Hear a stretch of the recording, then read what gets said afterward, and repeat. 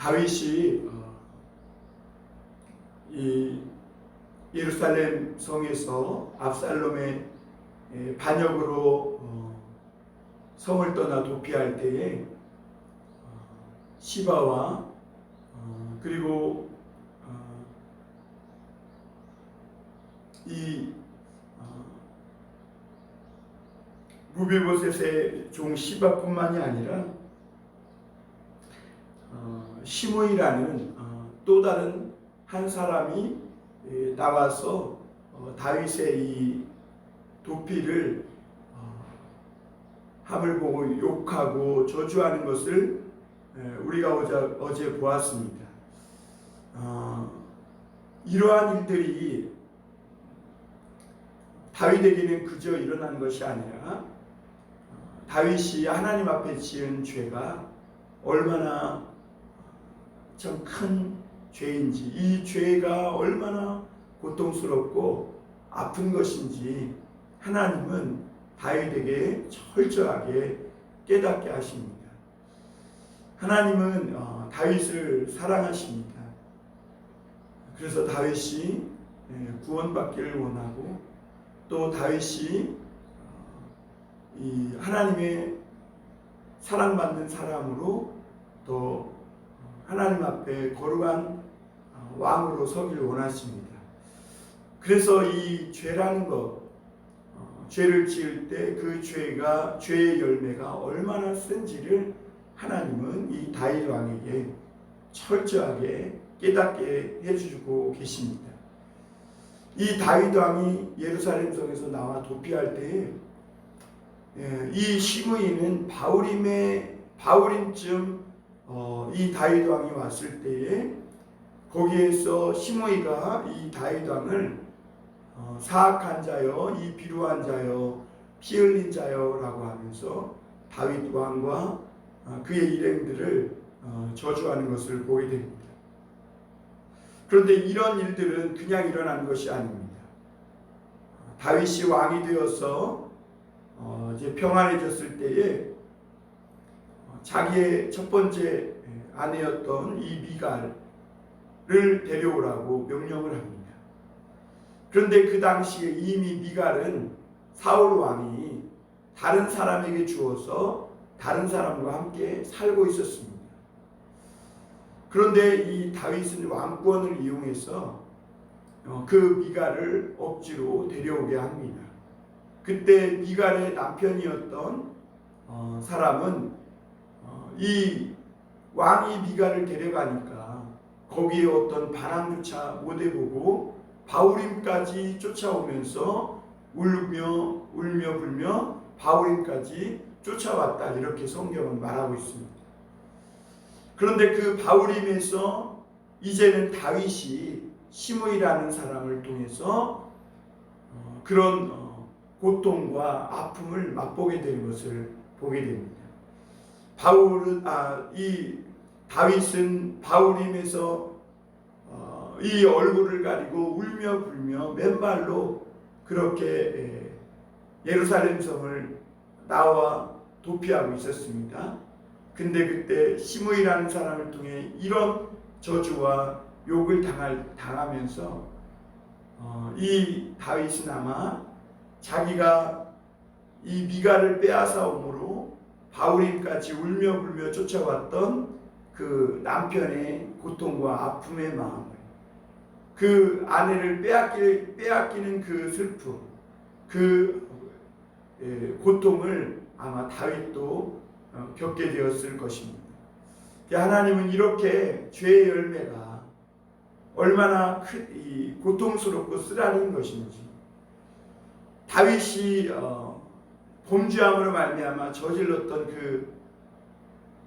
이 불륜의 죄, 살인의 죄, 그리고 다른 사람의 아내가 된 사람을 왕권으로 빼앗아서 찾아오면서 그 사람으로 아프게 했던 이런 모든 고통과 아픔들을 하나님은 다시 이 다윗으로 하여금 철저하게 느끼게 하는 것이죠.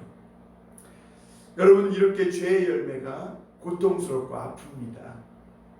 우리는 하나님은 우리를 사랑하세요.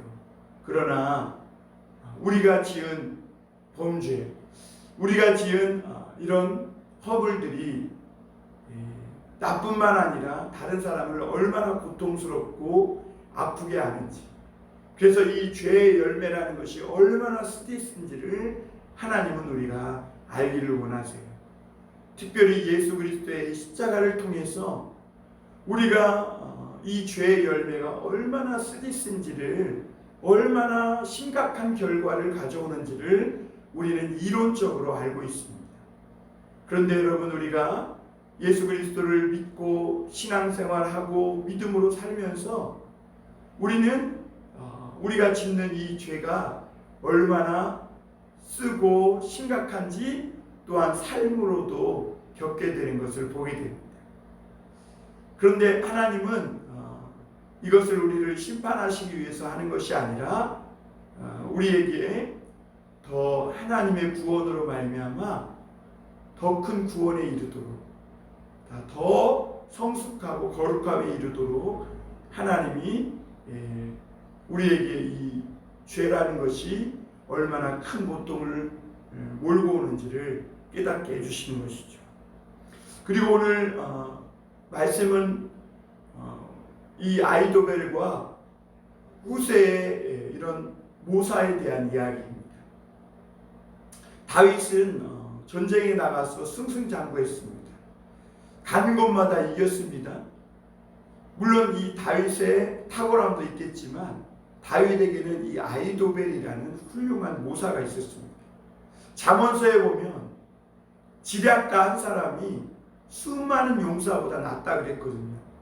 왜냐하면 이 지략가 한 사람, 지혜로운 사람 한 사람이 그 성에 있으면 그 성을 적으로부터 구한다는 것입니다. 그 훌륭한 모사 한 사람이, 지혜로운 자 한 사람이 수백 명의 용사보다 나은 것이죠. 이 다윗에게는 이 아히도벨이라는 그런 아주 탁월한 생략가가 있었습니다.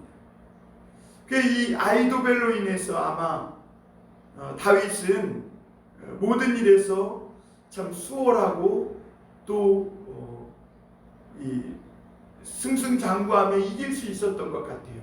물론 뭐 더 크게 말하면 하나님의 은혜지만 하여튼 아히도벨이라는 이 사람이 어떤 한번 이 계책을 내면 마치 하나님께서 계책을 낸 것과 같이 그렇게 많은 사람들이 들을 때에 그렇게 느낄 정도로 아주 훌륭한 모사였다라고 성경은 말하고 있습니다. 그런데 이 아히도벨이 압살롬에게 붙습니다. 다윗을 떠나서 압살롬에게 붙어서 압살롬의 이 모사가 되는데요. 압살롬에게 이 모사가 되어서 처음으로 낸 책략이 뭐냐면, 이제 백성들이 압살롬이 왕이 돼서 예루살렘에 들어갔는데 백성들이 아직도 다윗 왕에게 마음이 기울어져 있고, 그리고 다윗 왕과 이 압살롬이 아버지와 아들 관계잖아요. 그러니까 이 관계를 무엇으로도 끊을 수 없을 것이다 라는 이런 생각을 하게 되지 않겠습니까? 그러니까 이것을 완전히 끊어낼 수 있는, 다윗이 자기 아버지라는 것, 이것을 끊어낼 수 있는 그 계책을 내는데, 그것이 뭐냐면 다윗이 궁을 지키라고 남겨놓은 후궁 10명을 이 옥상에다가 텐트를 치고, 그것도 백주 대낮에 온 이스라엘 사람들이 보는 가운데에서 더불어 동침하는 것입니다.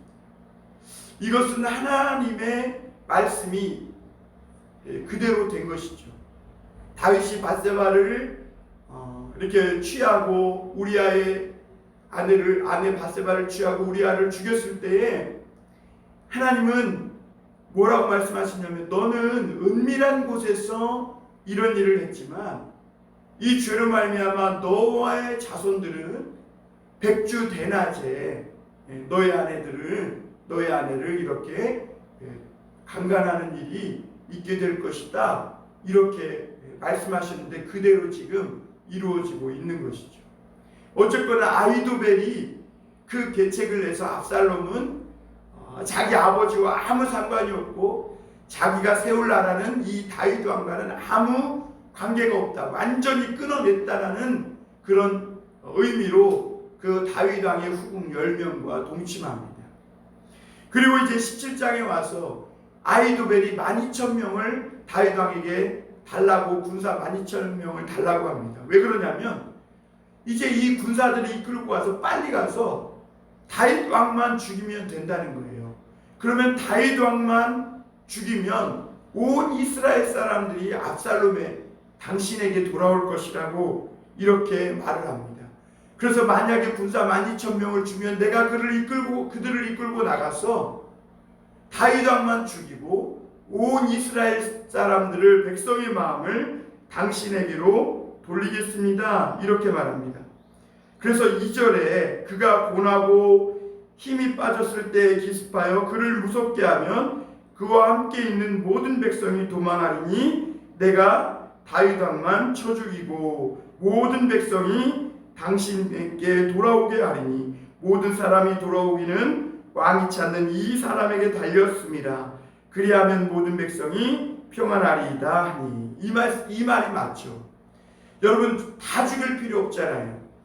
왜냐하면 그렇게 사람을 많이 죽이면 나중에 압살롬이 왕이 되었을 때 압살롬에게 원한을 가진 백성들이 많게 될 것 아닙니까?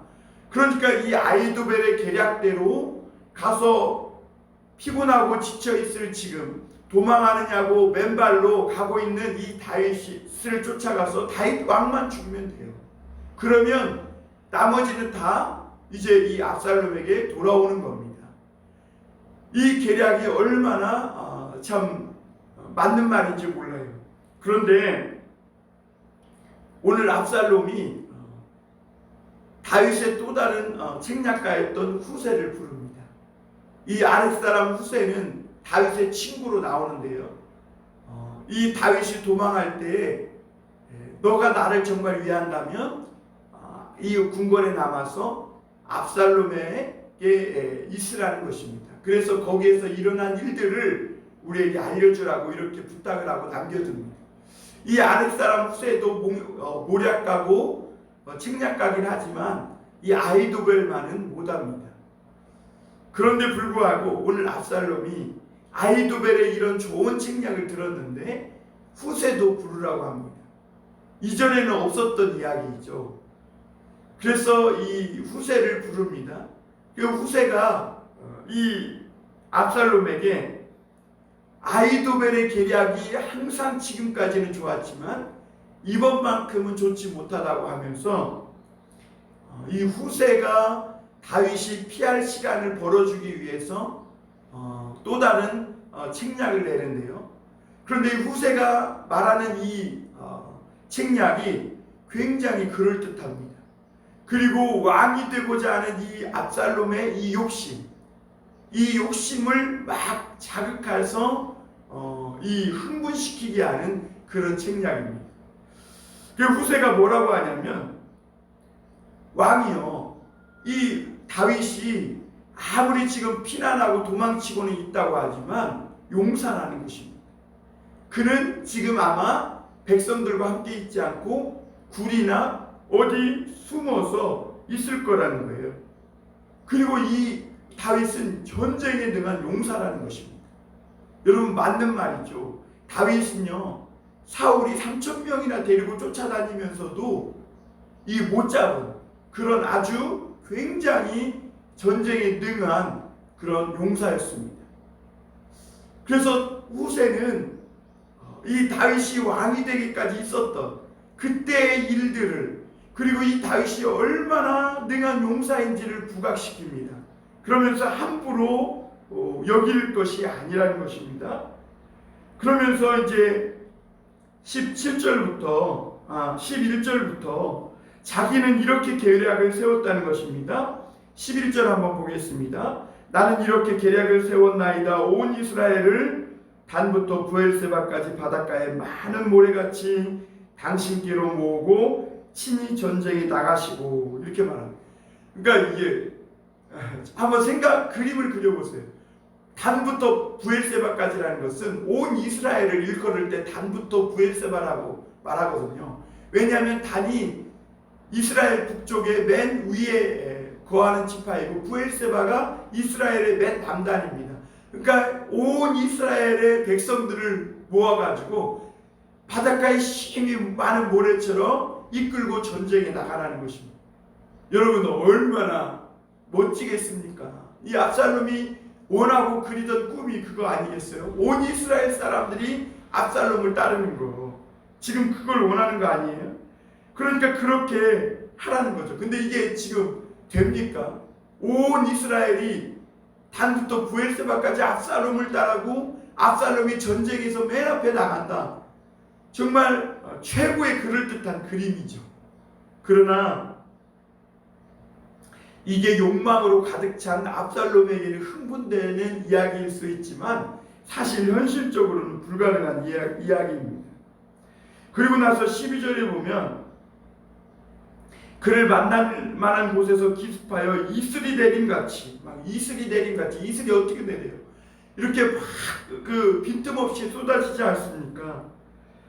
그러면서 쏟아짐같이 그의 위에 덮이고 그와 함께 있는 모든 사람을 하나도 남겨두지 말 것이요 이렇게 말합니다. 그러니까 이 다윗과 함께 있는 사람들을 싹쓸이 하라는 것이죠. 왜냐하면 그 사람들은 왕에게 도움이 되지 않을 것이라는 것이죠. 그러면서 무언가 이 압살롬 안에 있는 이 마음들을 욕망과 적개심을 막 부풀리기 시작하는 것이죠. 그러면서 또 13절에 보면 만약에 그가 어느 성읍에 들었으면 그 성을 밧줄로 끌어가지고 강에 침몰시키듯이 그들에게 그렇게 임하자는 겁니다. 그랬더니 14절에 보면 압살롬과 온 이스라엘 사람들이 이르되 아렉 사람 후세의 계략이 아히도벨의 계략보다 낫다 이렇게 말.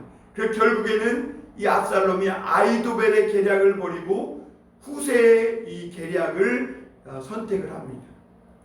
그런데 여러분 사실 이것은 어떻게 보면 후세의 계략이 아히도벨의 계략보다 훨씬 못한 것이죠. 이것은 굉장히 그럴듯하고 굉장히 막 화려하고 굉장한 전략이었지만 이상주의적이고 현실 불가능한 일입니다. 그런데 여러분 오늘 이 압살롬이 이 아히도벨의 계략을 버리고 후세의 계략을 취한 것에 대해서 성경은 뭐라고 말하냐면요. 14절 후반입니다. 이는 여호와께서 압살롬에게 화를 내리려 하사 아히도벨의 좋은 계략을 물리치라고 명령하셨습니다. 아히도벨의 계략이 훨씬 더 좋았습니다. 그럼에도 불구하고 이 압살롬이 후세의 계략을 선택을 합니다. 이것은 인간의 지혜가 하나님의 지혜보다 낫지 못하고 하나님의 지혜가 인간의 지혜를 패하고 인간의 총명과 인간의 지혜를 어둡게 한다는 고린도전서의 말씀을 이루고 있는 것을 보게 됩니다. 여러분 사람이 아무리 지혜롭고 똑똑해봐야 하나님께서 그 지혜를 어둡게 하고 그 지혜를 무지하게 하면 아무것도 아닌 것입니다. 그래서 아히도벨은 자기의 어떤 프라이드, 이 자존심이 강한 사람입니다. 그런데 그래서 자기의 이 지혜, 자기의 이 계략이 시행되지 못함을 인하여 스스로 목매어 죽었습니다. 이럴 만큼 이 아히도벨은 굉장한 책략가였고 자신의 자부심, 프라이드가 강했던 사람이었습니다. 그런데 여러분 이런 사람의 지혜가 하나님의 은혜를 입지 못할 때 이 사람의 지혜는 한낱 미련한 지혜에 불과합니다. 여러분 우리가 인간의 지혜, 인간의 지식 아무리 똑똑해봐야 하나님의 지혜를 능가할 수는 없고 또 하나님의 은혜를 뛰어넘을 수는 없습니다. 우리의 모든 생각, 지혜, 지식 위에 하나님의 은혜가 있을 때 그것이 참 지혜요 참 지식이 되는 것입니다. 그래서 오늘 고린도전서 1장 18절부터 21절에 보면요, 십자가의 도가 멸망하는 자들에게는 미련한 것이요 구원을 받는 우리에게는 하나님의 능력이라. 기록된 바 내가 지혜 있는 자들의 지혜를 멸하고 총명한 자들의 총명을 폐하리라 하였으니, 지혜 있는 자가 어디 있느냐, 선비가 어디 있느냐, 이 세대의 변론가가 어디 있느냐. 하나님께서 이 세상의 지혜를 미련하게 하신 것이 아니냐. 하나님의 지혜에 있어서는 이 세상이 자기 지혜로 하나님을 알지 못하므로 하나님께서 전도에 미련한 것으로 믿는 자들을 구원하시기를 기뻐하셨도다. 우리는 이 세상에서 성공하고 우리가 행복하기 위해서 세상의 지혜와 세상의 유행을 쫓아서 따라가야 할 거라고 생각합니다. 그러나 하나님은요, 이 세상의 지혜를 폐하시고 전도에 미련한 것으로 우리를 구원하시기를 원하셨다 하셨습니다. 사랑하는 성도 여러분, 오늘도 우리 인간의 지혜를 버리고 하나님의 지혜를 구하며 살아가시길 바랍니다. 하나님은 오늘 다윗에게 여러 사람들을 붙여주셔서 은혜를 입혀주십니다. 아이도벨의 지혜와 책략이 아무리 훌륭해도 이 하나님의 은혜를 패할 수는 없습니다. 하나님의 은혜가 인간의 지혜보다 나은 것입니다. 오늘도 그 하나님의 은혜를 입고 살아가시길 바랍니다. 그 하나님의 은혜 속에 하나님의 지혜가 담겨 있고, 그 하나님의 지혜가 세상 사람들에게는 미련해 보여도 그 하나님은 그 미련해 보이는 지혜를 통해 그 오늘 우리를 구원하시는 그런 놀라운 은혜를 베풀고 계시다는 것입니다. 그래서 야고보서는 너희 중에 누구든지 지혜가 부족하거든 후히 주시고 꾸짖지 아니하시는 하나님께 구하라, 그리하면 주시리라 말씀하셨습니다.